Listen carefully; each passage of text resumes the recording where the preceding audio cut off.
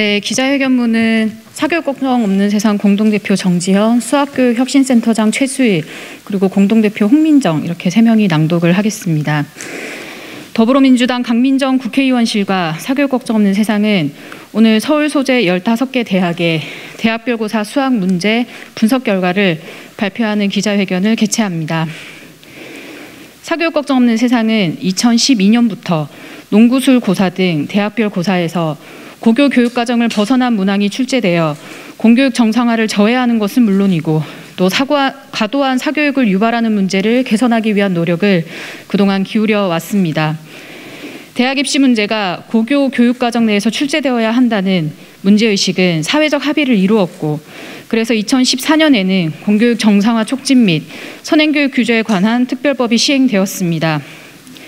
대학별 고사 문항은 고교 교육과정의 수준과 범위 내에서 출제하도록 이 법이 규정하고 있습니다. 그런데 법이 시행된 지 10년이 다 돼가는 현재까지도 매년 대학별 고사에서 고교 교육과정을 벗어난 문제를 출제해서 법을 위반하는 대학이 계속해서 나오고 있는 현실입니다. 이에 대학별 고사 문항이 고교 교육과정을 준수해서 학교 교육을 신뢰하고 대학 입시를 준비해온 학생, 학부모가 더 이상 사교육으로 내몰리며 고통을 호소하는 일이 없도록 사회적 경종을 울리기 위해서 서울 소재 15개 대학의 농구술 고사 수학 문제를 분석하게 되었습니다. 이번 분석의 개요는 다음과 같습니다. 분석 대상 문제는 2022년 3월에 발표된 각 대학별 선행학습 영향평가 결과 보고서에 수록되어 있는 문항 중 자연계열 논구술 전형의 수학 문항을 선정하였습니다. 문항 분석에는 2021학년도 선행학습 영향평가 결과 보고서 내에 제시되어 있는 문항 내용, 제시문 내용, 출제 근거, 예시 답안 등 문항과 관련된 정보를 모두 참고하였습니다. 교육과정 준수 여부 판정은 2015 개정 수학과 교육과정 성취 기준과 평가 기준을 근거로 3가지 세부 유형으로 나누어 고교 교육과정 준수 여부를 판단하였습니다. 2022학년도 대학별 논구술고사 자연계열 수학 문제를 분석한 결과 대상에 포함된 15개 대학 중 14개 대학 93.3%가 고교 교육과정을 벗어난 문제를 출제한 것으로 분석되었습니다. 15개 대학에서 자연계열 대학별 고사 문제로 출제된 185개 문항 중 35개 문항 약 18.9%가 고교 교육과정의 수준과 범위를 벗어나 출제되었습니다.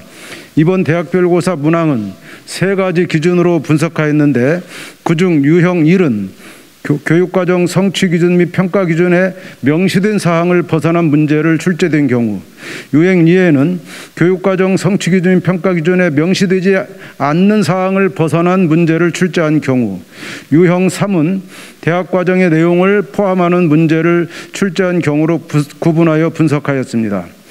교육과정 성취 기준 또는 평가 기준에 명시되어 있는 사항을 준수하지 않았다는 것은 교육과정 문서에 명시되어 있는 성취 기준, 학습 요소, 교수 학습 방법 및 유의사항, 평가 방법 및 유의사항, 교육과정 평가 기준에서 벗어나 출제된 것을 의미합니다.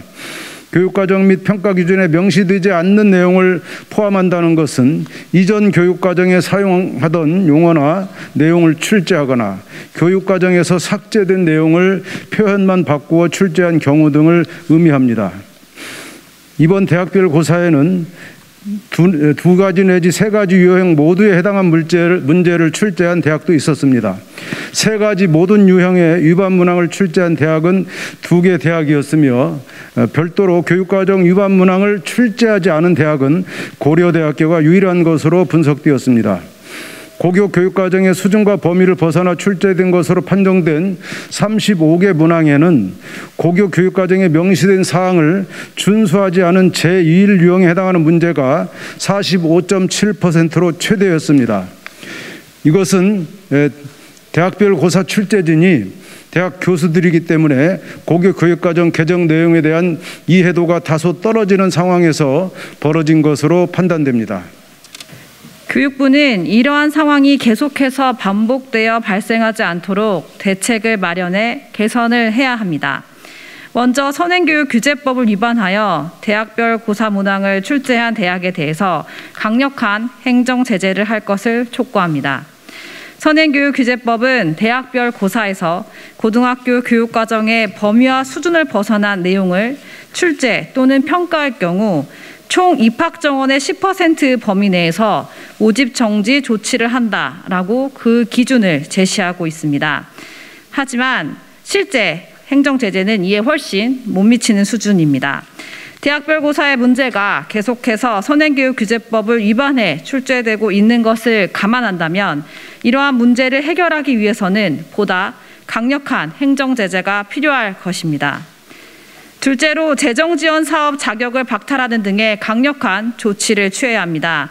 교육부는 지난 3월 17일에 대입 전형의 공정성을 확보하고 전형을 안정적으로 추진하도록 지원하기 위해 고교교육 기여대학 지원사업 기본계획을 발표하였습니다. 선정대학을 평가하기 위한 지표에는 대학별 고사 고교교육과정 범위 내 출제 여부 항목이 포함되어 있으며 1차 위반 시에는 최대 5점 감점, 2차 위반 시에는 사업비 10% 삭감, 최대 15점 감점, 3차 위반 시에는 다음 연도 지원 사업에서 배제한다라고 규정하고 있지만 두 번 위반할 때까지는 지원 사업비를 받을 기회를 주는 것이나 마찬가지이기 때문에 2회 연속 위반 시 지원 사업 자격 발탈 등의 강력한 평가 기준을 마련해 대학별 고사의 고교 교육과정 위반 실태를 개선해야 할 것입니다. 셋째로 대학별 고사의 법 위반 여부를 심의하는 교육과정 정상화 심의위원회 위원 구성에 대학별 고사의 주된 심의 대상인 수학, 과학 전문가의 비중을 전체 위원회 2분의 1 수준으로 높여야 합니다. 수학, 과학, 교육과정 전문가는 소수에 불과하고 평가원이 이미 내린 판정의 가부만 결정하는 식으로 회의를 진행해서는 대학별 고사에서 고교 교육과정을 벗어난 문제가 출제되는 형태를 개선하는 것은 불가능할 것입니다. 마지막으로 시민사회, 시도교육청, 현장교사, 학생, 학부모가 대학별 고사의 고교 교육과정을 벗어난 것에 대해 문제 제기할 수 있는 창구를 열어주어야 합니다. 법 위반 여부를 결정하는 회의인 교육과정 정상화 심의위원회 심의 대상은 한국교육과정평가원이 제시한 자료가 유일무이합니다. 이 같은 폐쇄적인 구조에서는 상황이 개선되기 어렵습니다.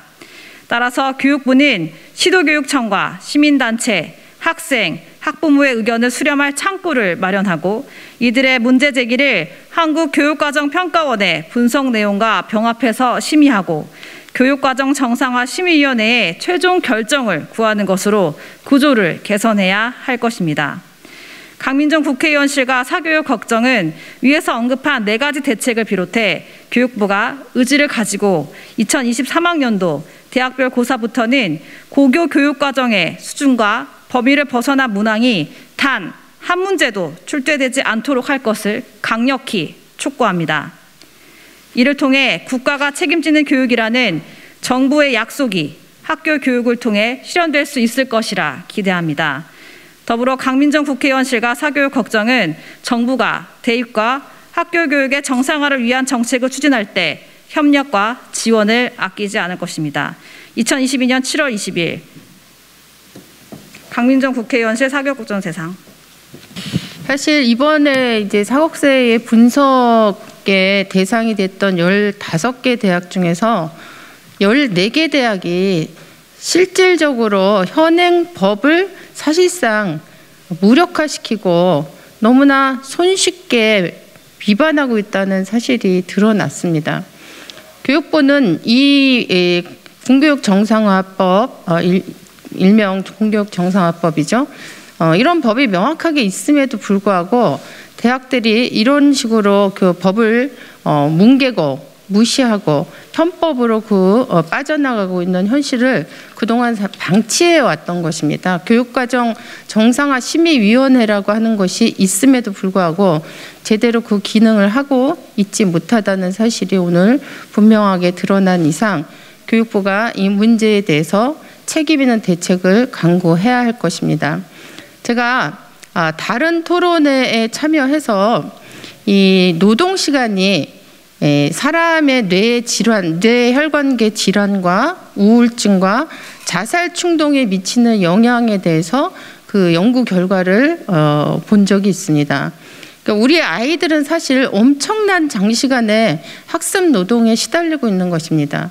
이 학습 노동, 강력한 학습 노동의 굉장히 중요한 원인 중에 하나가 사교육입니다.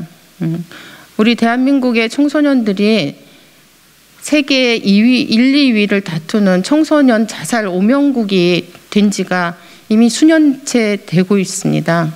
우리 아이들이 제대로 정상적인 교육 과정을 학교에서 받는 것에 그것만으로도 자기가 원하는 대학에 혹은 자기 진로를 개척해 나가는데 충분할 수 있는 그런 세상을 빨리 만들어야 됩니다. 그리고 그걸 만드는 가장 일차적인 책임은 정부, 특히 교육부에게 있다는 걸 이 자리에서 다시 한번 환기시키면서 이상 기자회견을 마치도록 하겠습니다. 네.